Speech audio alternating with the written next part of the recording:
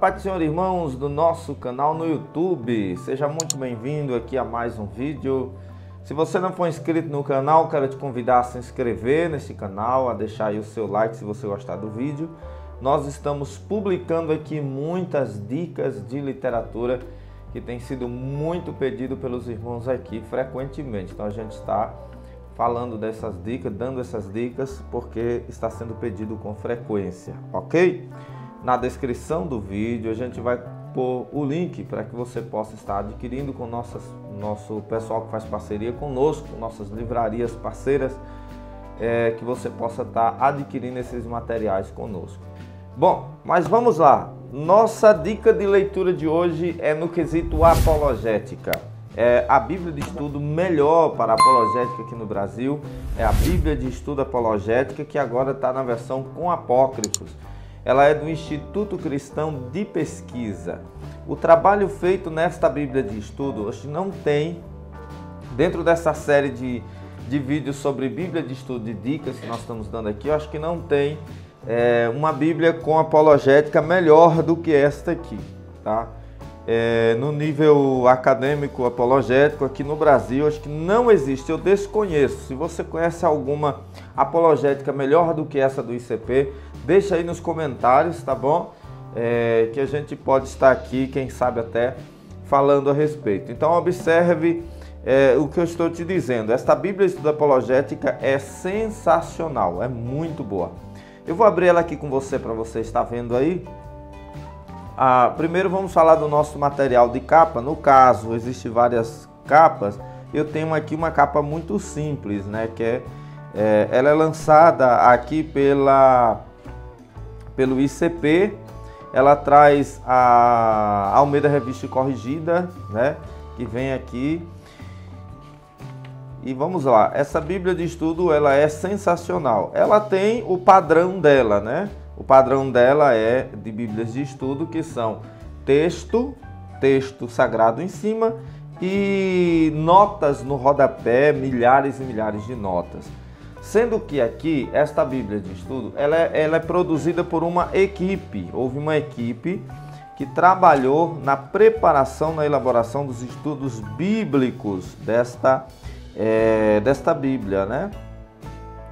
Ela trabalha aqui com uma equipe que fez, e o objetivo dela é falar apenas na questão doutrina e refutação contra doutrinas erradas. Deixa eu dizer aqui uma coisa, toda vez que a gente fala de refutar doutrinas, as pessoas que não têm o hábito de estudar muito nessa questão, costumam levar isso para um lado pessoal, dizer assim: temos que parar de ficar confrontando, refutando os outros, para que fazer isso e etc.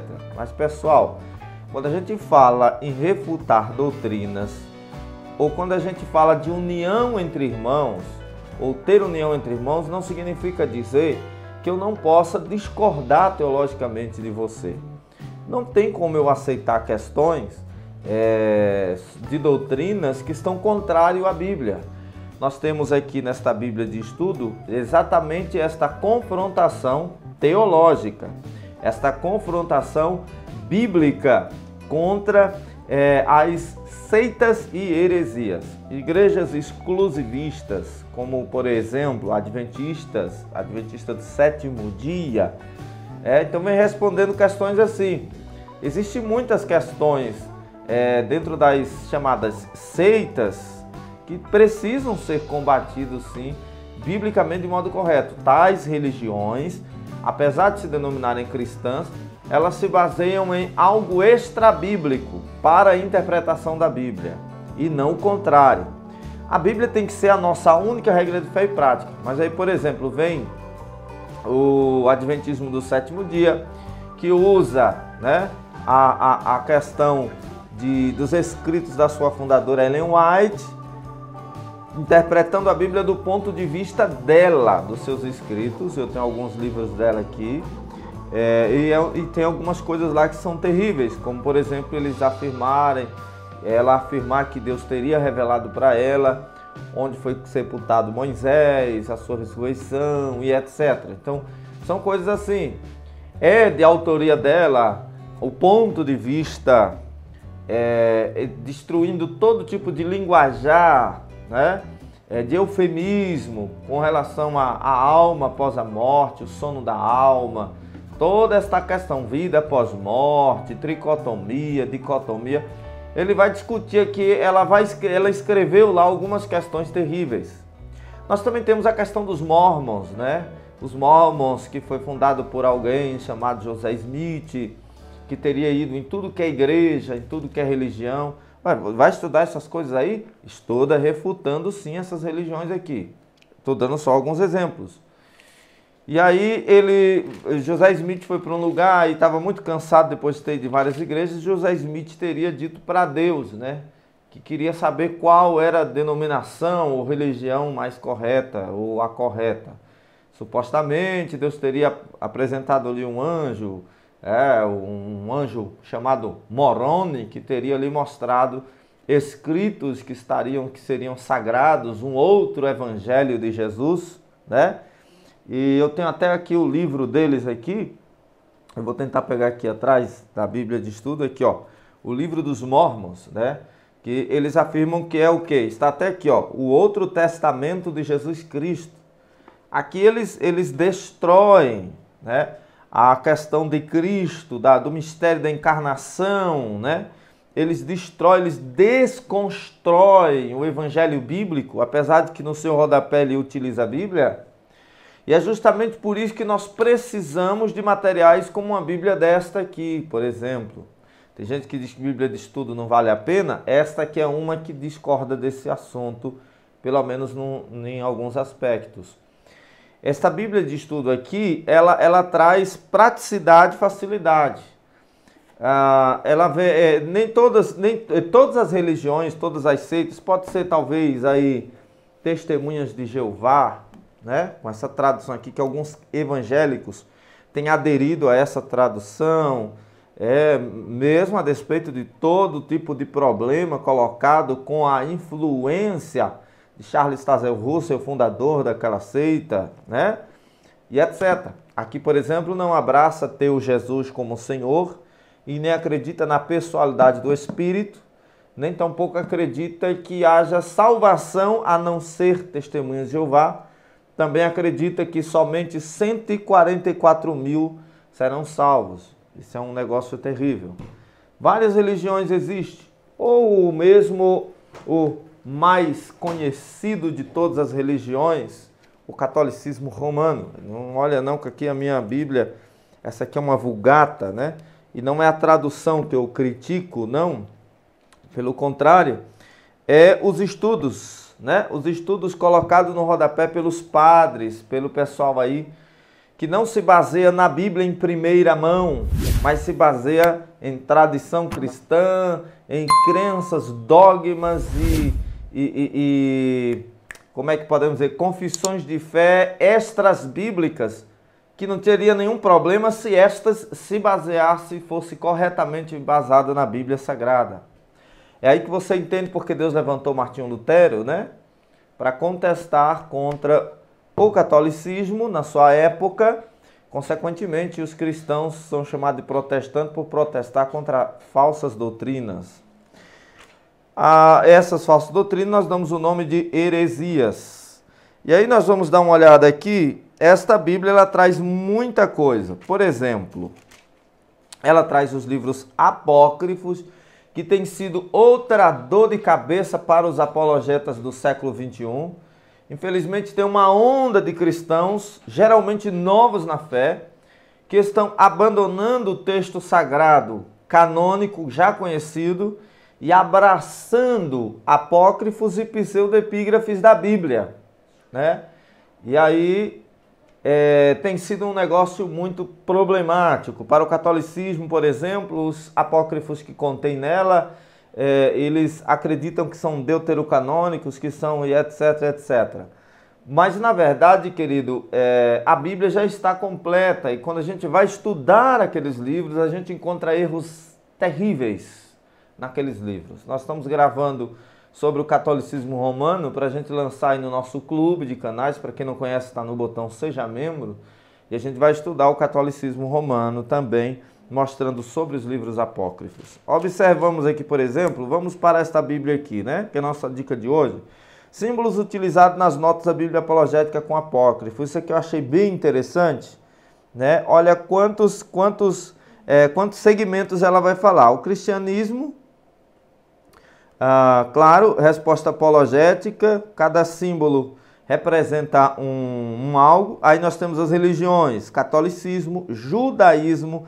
Judaísmo não acredita em Cristo, eles não acreditam que Jesus é Deus, o judaísmo, eles não acreditam que Jesus é Deus.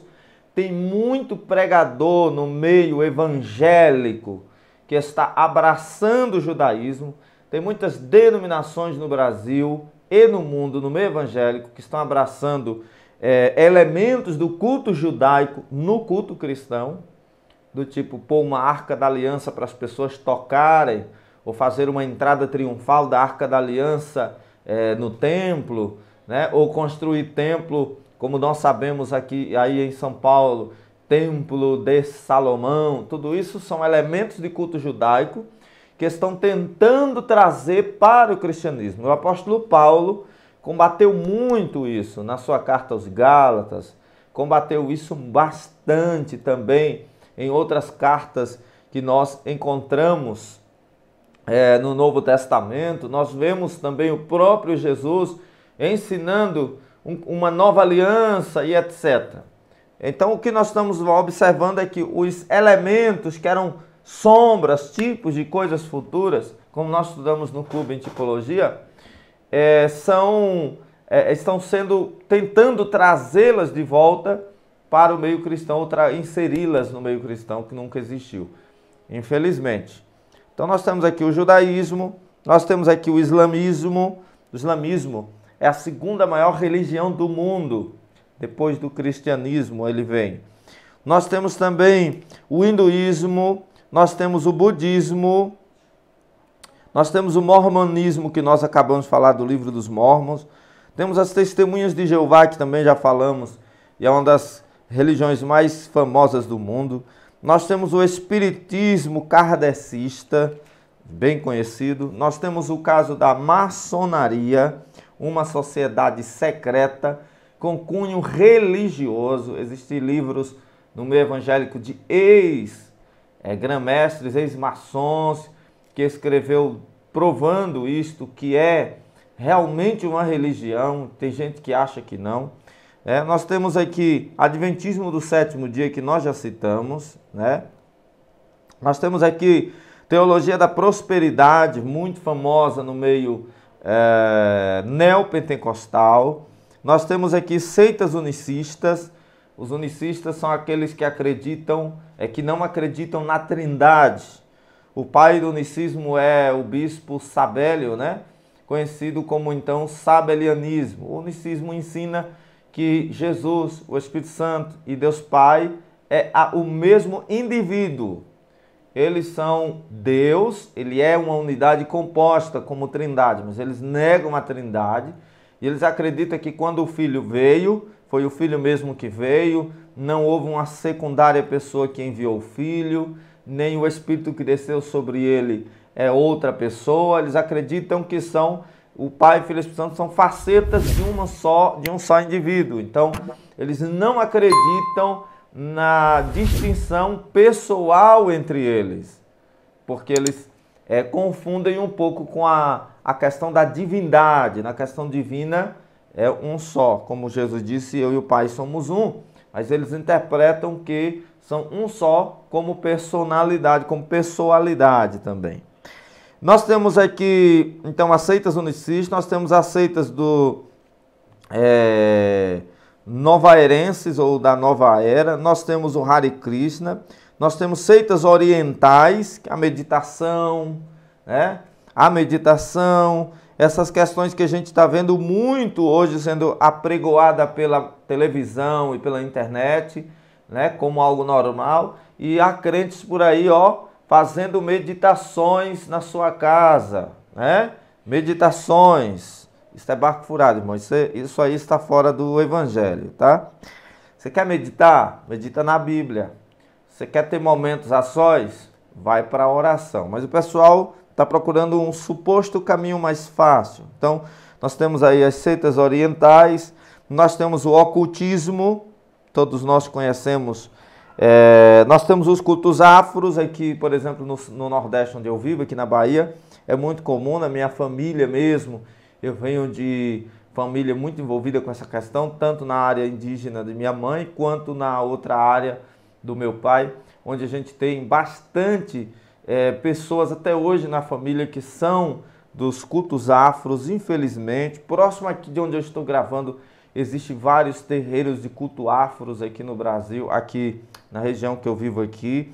Então existe muito isso. E há o caso de evangélicos que acreditam, que tem medo desses cultos afros, que respeitam, temem. Eu não estou falando respeitar a pessoa de um pai de santo ou algo assim. Não estou falando disso. Respeito todo mundo.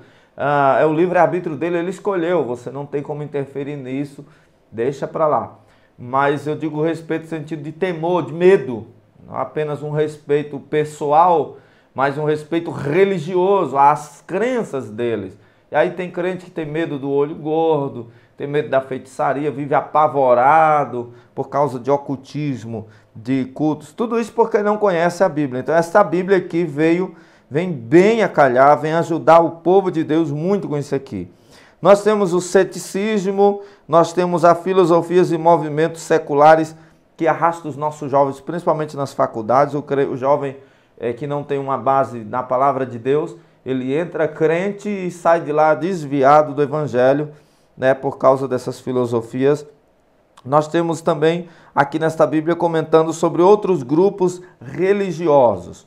Então é uma Bíblia extraordinária, uma Bíblia maravilhosa.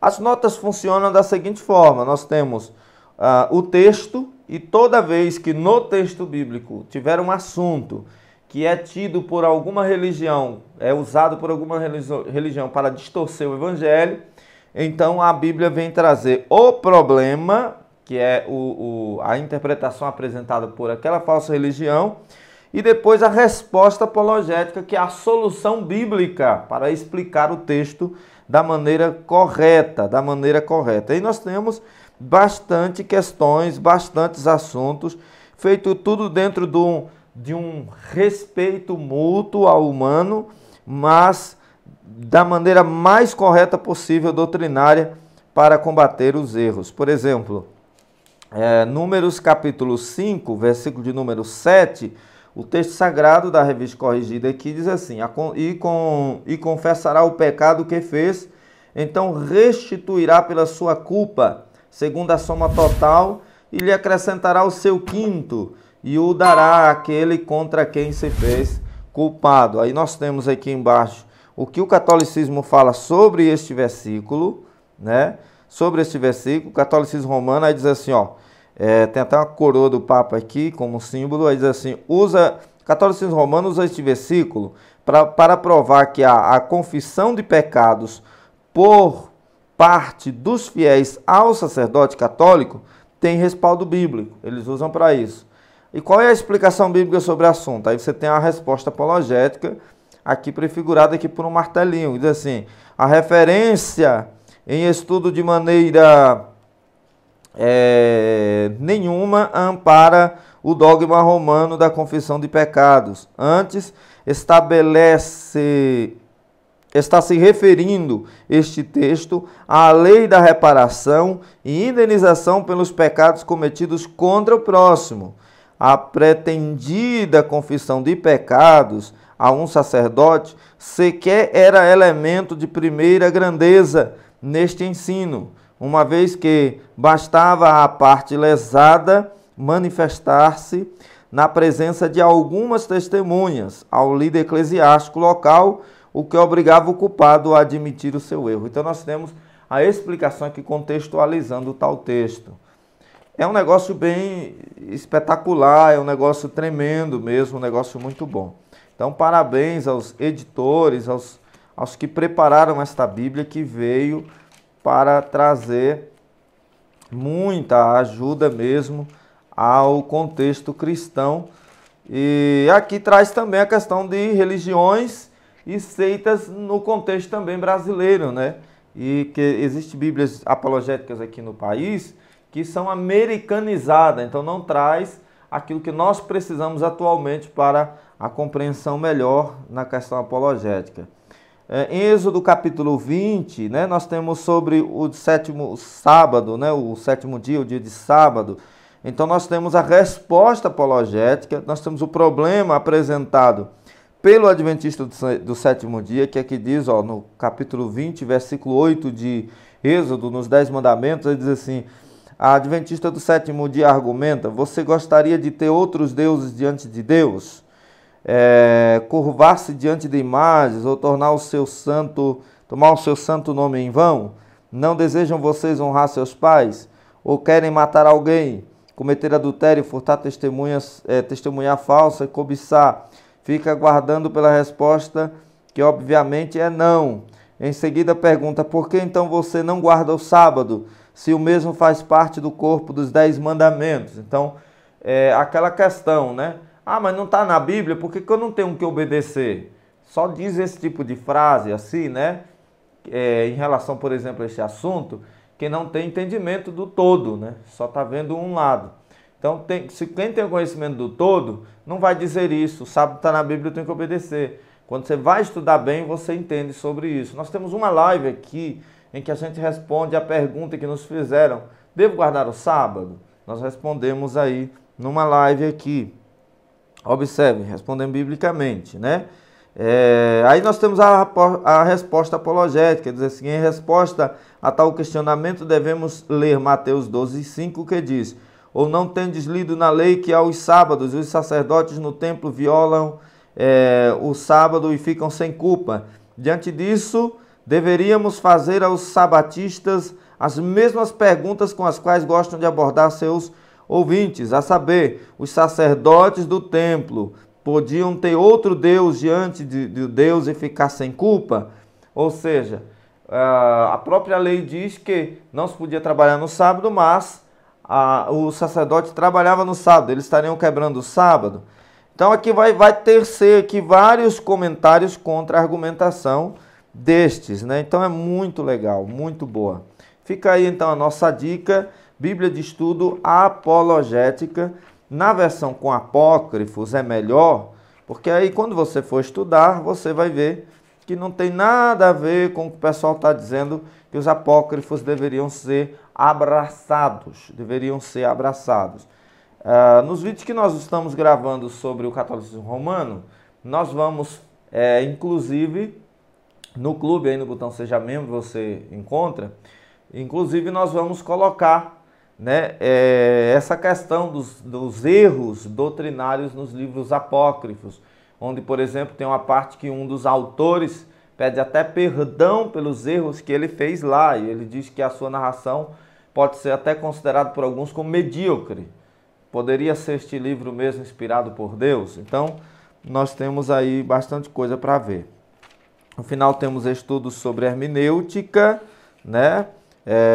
Falando sobre compreensão, interpretação, gênero literário, dentro de um contexto bem legal aqui para a gente entender, bem fácil de entender.